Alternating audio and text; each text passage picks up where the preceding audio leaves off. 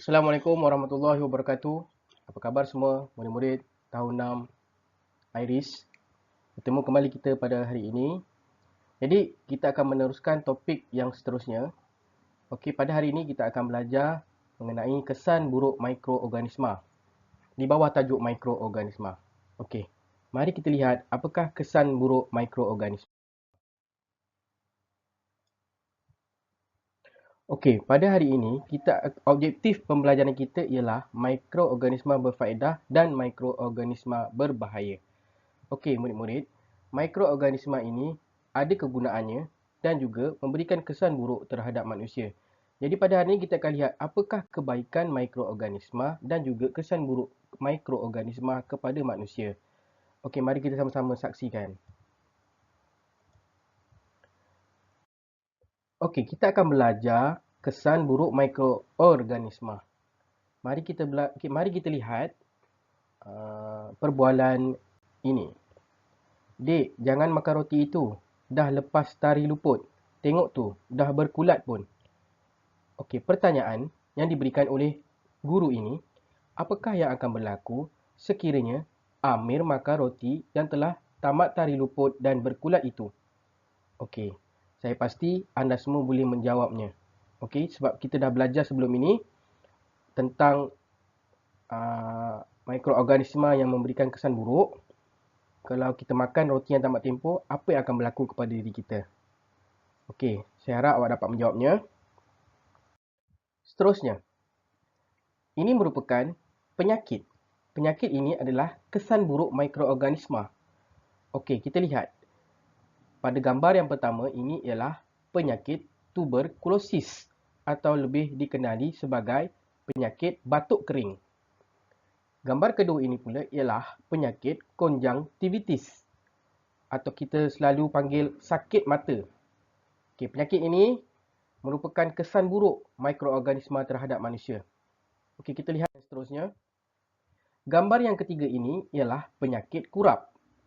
Okey, saya pasti kamu mesti pernah lihat orang yang mempunyai masalah pada kulitnya. Ini disebabkan oleh mikroorganisma. Seterusnya, gambar yang keempat, penyakit malaria. Ini juga merupakan salah satu penyakit bawaan daripada mikroorganisma. Okey, banyak lagi penyakit-penyakit yang disebabkan oleh mikroorganisma. Seperti yang sedang melanda negara kita sekarang ini, wabak COVID-19. COVID-19 itu merupakan mikroorganisma. Seterusnya, penyakit demam denggi. Okey, demam denggi yang disebabkan oleh penyakit di bawaan nyamuk Aedes. Okey. Okey, kita lihat slide yang seterusnya. Okey, mari kita lihat penyakit yang pertama ini iaitu penyakit tuberkulosis. Apakah yang dimaksudkan dengan penyakit tuberkulosis? Tuberkulosis atau TB adalah penyakit infeksi yang disebabkan oleh bakteria yang disebut Tuberculosa mycobacterium. Okey, murid-murid, penyakit tuberkulosis, penyakit batuk kering ini merupakan penyakit yang disebabkan oleh mikroorganisma iaitu bakteria. Tuberkulosis terutama mempengaruhi paru-paru iaitu Tuberculosa pulmonari. Tetapi dapat juga menginfeksi organ lain tubuh. Okey, ini di mana bakteria ini menyerang bahagian paru-paru manusia. Tuberkulosis adalah penyakit yang dapat ditularkan melalui udara. Okey, penyakit TB atau batuk kering ini boleh disebarkan melalui udara. Jadi pada masa kini penyakit ini dapat dirawat kerana dapat ubat yang dapat mencegah penyakit ini daripada melarat. Walau bagaimanapun, apabila kita mengetahui terdapat seseorang yang mendapat atau terjangkit dengan penyakit TB ini, kita seharusnya menjauhi mereka kerana penyakit TB ini dapat ditularkan melalui udara, airborne. Okey, maksudnya sama seperti penyakit COVID-19. Kita lihat penyakit yang kedua, okey, penyakit konjungtivitis, iaitu lebih dikenali sebagai sakit mata. Saya pasti kamu semua pernah merasainya. Di mana kalau waktu pagi tu kita nak bangun tidur, mata kita rasa seperti ada banyak tahi mata. Kadang-kadang dia berwarna hijau. Lepas tu bila kita buka, mata kita susah sangat nak buka. Dan bila kita lihat di cermin, mata kita yang berwarna putih itu akan kelihatan kemerah-merahan. Okey, mari kita lihat. Penyakit ini disebabkan oleh apa? Okey. Mikroorganisma jenis apa? Konjaktiva ialah selaput lut sinar yang meliputi mata putih dan bahagian dalam kelopak mata. Okey, yang ni dekat bahagian putih kita ni ada nama satunya selaput lut sinar dipanggil konjaktiva. Manakala konjaktivitis yang disebabkan oleh bakteria. Discharge pekat tahi mata berwarna putih atau kekuningan. Kelopak mata melekat terutama seperti yang saya terangkan tadi, terutama waktu bangun pagi, selalunya berlarutan selama seminggu. Okey, seterusnya konjaktivitis yang disebabkan oleh virus. Konjaktivitis ini disebabkan oleh virus. Discharge cair, air itu air mata yang banyak. Apabila kita terkena penyakit konjaktivitis ini, air mata kita akan keluar dengan banyak. Boleh berlarutan selama 2 minggu atau lebih. Jadi penyakit ini sebenarnya, penyakit konjaktivitis ini disebabkan oleh virus. Okey, dan dia juga boleh menjangkiti orang lain melalui sentuhan sebenarnya. Bukan melalui udara. Contohnya bila kita awak ke sekolah, okey, awak dah sakit mata, sebab tu cikgu kalau ada murid yang sakit mata, cikgu suruh murid itu berehat di rumah sehingga penyakit konjaktivitis atau sakit mata itu baik. Kalau tidak, penyakit ini boleh merebak, okey, berjangkit kepada rakan-rakan di dalam kelas melalui sentuhan. Contohnya bila kita gosok mata, okey, kalau kita sakit mata kita gosok, cecair yang ada pada tangan itu, kita pegang meja, pegang pensel, kawan kita pun pegang meja yang sama, kemudian kawan kita gosok mata, maka penyakit itu akan tersebar. Virus ini akan tersebar. Kawan kamu yang tadinya tidak terjangkit dengan penyakit konjaktivitis atau sakit mata ini, konjaktivitis ini, akan turut terkena penyakit ini. Okey, kita lihat penyakit yang ketiga. Yang ini penyakit kurap. Saya pasti kamu semua mesti rasa apa penyakit kurap ni kan. Sebenarnya ramai yang terkena, terutamanya murid-murid pelajar-pelajar yang duduk di asrama. Kalau nak ceritakan dulu sama saya duduk asrama, penyakit kurap ini scabies, saya panggil scabies. Ini sering berlaku. Okey, mari kita lihat apakah penyakit kurap ini. Kurap atau tinea corporis adalah sejenis penyakit kulit yang disebabkan oleh jangkitan sejenis kulat. Penyakit kurap ni disebabkan oleh mikroorganisma kulat, fungi yang dipanggil dermatophyti. Cikgu sebut je ni, cikgu tak pandai lagi. Ini nama dia punya nama saintifik dia. Okey, tengok macam mana jangkitan ini boleh berlaku. Jangkitan boleh berlaku melalui sentuhan. Sama seperti penyakit mata. Sama ada dengan manusia atau haiwan yang berkurap. Jaga-jaga kalau kucing kamu berkurap, kamu pegang kucing kamu tu, kamu juga boleh terkena penyakit kurap. Atau dengan sebarang objek yang mempunyai kulat di atasnya, fomitis. Ini contoh dia. Ini kurap pada bahagian belakang badan manusia. Kurap ni biasa berlaku akibat kita berkongsi tuala, ya. Abang dengan adik, abang kena kurap contohnya. Lepas tu adik pakai tuala abang dia. Di situ berlakulah jangkitan kulat. Okey, maka adik ini tadi akan terkena penyakit kurap. Okey, seterusnya kita lihat penyakit yang keempat, iaitu penyakit malaria. Malaria adalah penyakit disebabkan oleh parasit Plasmodium protozoa. Okey, mikroorganismanya ialah protozoa, penyakit bawaan protozoa. Penyakit merebak melalui gigitan nyamuk Anopheles yang telah dijangkiti parasit. Ini disebabkan sama, disebabkan oleh nyamuk. Macam denggi, macam penyakit denggi. Dipanggil sporozoitis berkenaan. Apabila parasit masuk ke dalam tubuh manusia, ia akan bergerak melalui salur darah dan terus ke hati. Di dalam hati, parasit menjadi matang dan masuk semula ke dalam sistem darah dan membiak. Okey, parasit ni yang bawaannya nyamuk. Okey, nyamuk malaria. Okey, atau saya rasa nyamuk tiruk, nama nyamuk malaria ni. Kemudian nyamuk ni membawa parasit, parasit dipanggil sporozoitis ni, kemudian digigit kat awak. Digigit sebab apa? Bukan digigit tu dia tidak sedut darah kita kan, makanan nyamuk kan darah. Jadi apabila parasit tu yang dibawa oleh nyamuk masuk ke tubuh badan, dia akan masuk melalui salur darah terus ke hati. Di dalam hati parasit tu akan menjadi matang, maksudnya dia mungkin bertelur kot. Dan dia akan masuk semula dalam sistem darah dan membiak. Yang ini dia akan serang lah. Kita akan merasa kesan buruknya lah. Seperti boleh menyebabkan kematian ya. Dulu zaman-zaman perang, malaria ni sangat banyak berlaku kerana tiada lagi anti vaksin tiada lagi ubat malaria. Tapi zaman sekarang kalau sesiapa yang kena penyakit malaria ni, insya-Allah lah ada ubat untuk penyakit malaria. Denggi masih tiada lagi ubat. Untuk penyakit denggi tiada lagi ubat. Hanya bergantung kepada antibodi badan manusia. Kalau imun dalam badan awak tinggi, boleh lawan, sel darah putih awak tinggi, boleh lawan semula penyakit denggi tu, insya-Allah awak akan sembuh. Okey, kita lihat seterusnya. Mikroorganisma berfaedah dan mikroorganisma berbahaya. Okey, tadi kita dah tengok. Okey, seterusnya kita akan tengok kegunaan mikroorganisma. Ini kegunaan mikroorganisma. Apa kegunaan mikroorganisma? Tadi kita belajar tentang kesan buruk. Kesan buruk apa dia punya kesan-kesan buruk mikroorganisma. Jadi sekarang kita belajar kegunaan mikroorganisma. Oh, rupanya ada juga kegunaan mikroorganisma ni. Ada ya kegunaan dia. Kita lihat yang pertama, kegunaan yang pertama iaitu dalam pembuatan roti, tapai, tempe dan yogurt. Roti yang awak makan tu, ya. Kan cikgu dah ajar masa awal-awal hari tu, kita menggunakan yeast, kita menggunakan tepung, kita menggunakan gula untuk membuat roti kan. Tapai ni ubi. Tapai ubi biasanya kita pakai. Jadi dalam tapai ni biasanya kita letak, saya lupa nama dia. Ragi ke apa nama dia. Untuk tapai tu boleh stay lama. Tapai ni sebenarnya kita biarkan dalam waktu yang agak lama tapai pembuatan dia. Seterusnya tempe. Tempe ni berasal daripada kacang soya. Ragi sama jugalah. Tempe ni pun diletakkan dengan ragi. Dan yogurt. Yogurt ni berasal dari susu susu yang kita peram.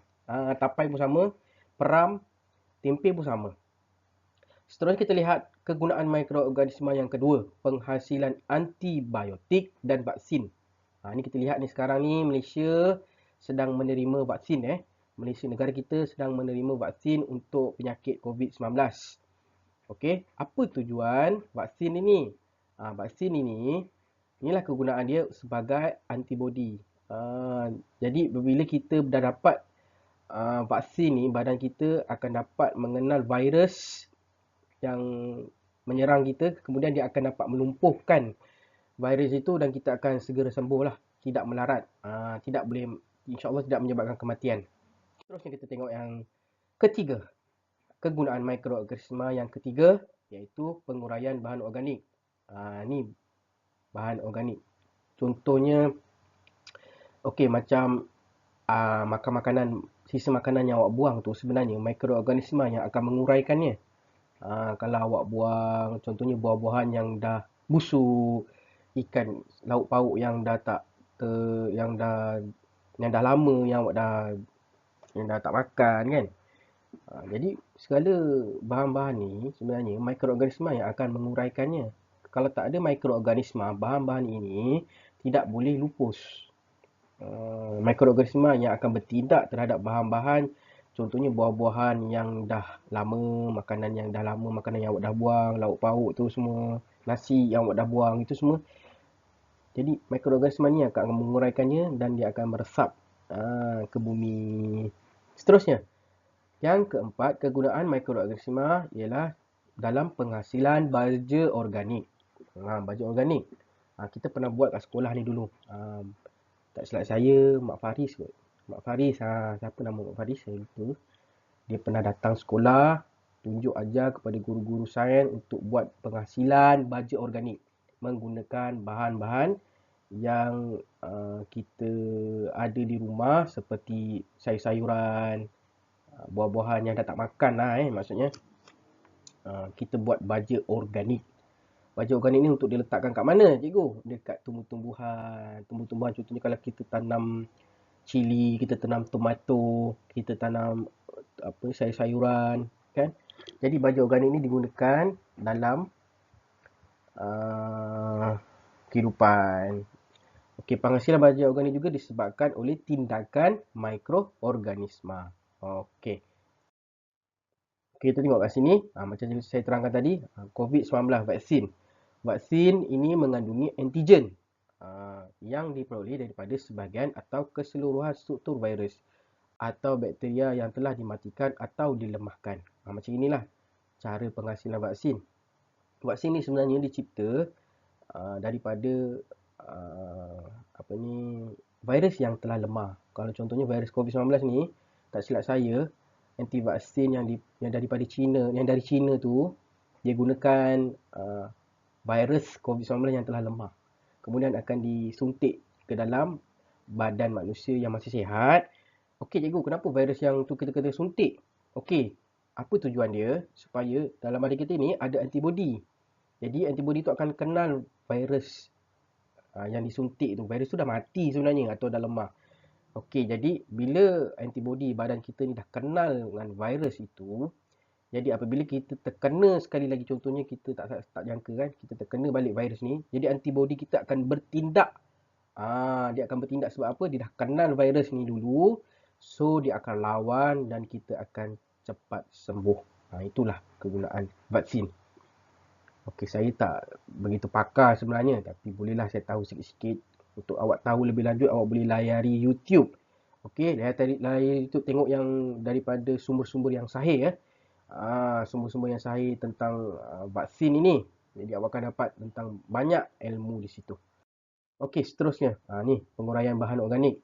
Penguraian berlaku apabila mikroorganisma menyerap nutrien dalam bahan organik. Macam saya ceritakan tadi, mikroorganisma ni akan menyerap nutrien dalam bahan organik yang kita. Contohnya buah-buah yang dah busuk, makanan-makanan yang dah busuk, yang dah tamat tempoh tu semua, mikroorganisma ni akan menyerap nutrien dalam bahan itu.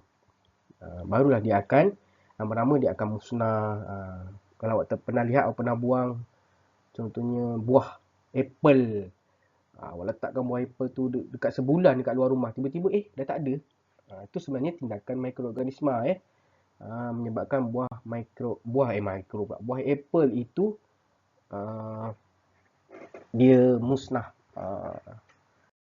Seterusnya, baju organik tadi, baju organik tidak mempunyai racun dan tidak membahayakan alam sekitar. Ini bagus kalau kita buat bahan daripada bahan organik. Kenapa? Sekarang ni banyak sayur-sayuran, buah-buahan yang kita makan sebenarnya menggunakan racun atau baja yang sintetik. Contoh baja sintetik dan racun sintetik apa cikgu? Dia menggunakan bahan-bahan yang boleh membahayakan kesihatan manusia.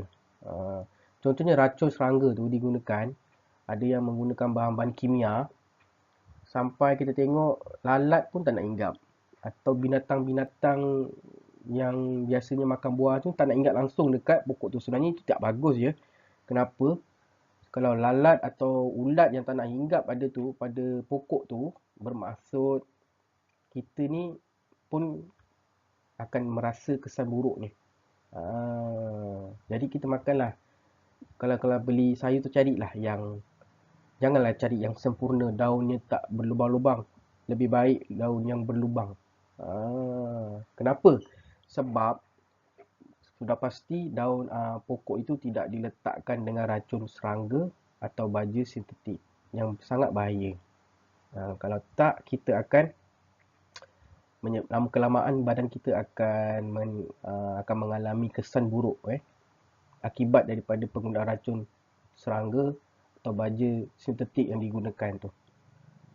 Contoh yang lain, sekarang musim durian kan. Kalau saya di kampung, saya biasa makan durian. Kalau yang dah ditebuk tupai tu yang paling sedap. Kenapa? Kerana tupai ni dia pandai cari buah yang sedap. Saya biasa tak kisah makan buah durian yang dah ditebuk tu. Sebab apa? Bila kita buka, kita makan tempat yang tak disentuh oleh tupai contohnya, sedap buah durian tu. Kalah musangking. Okey, seterusnya.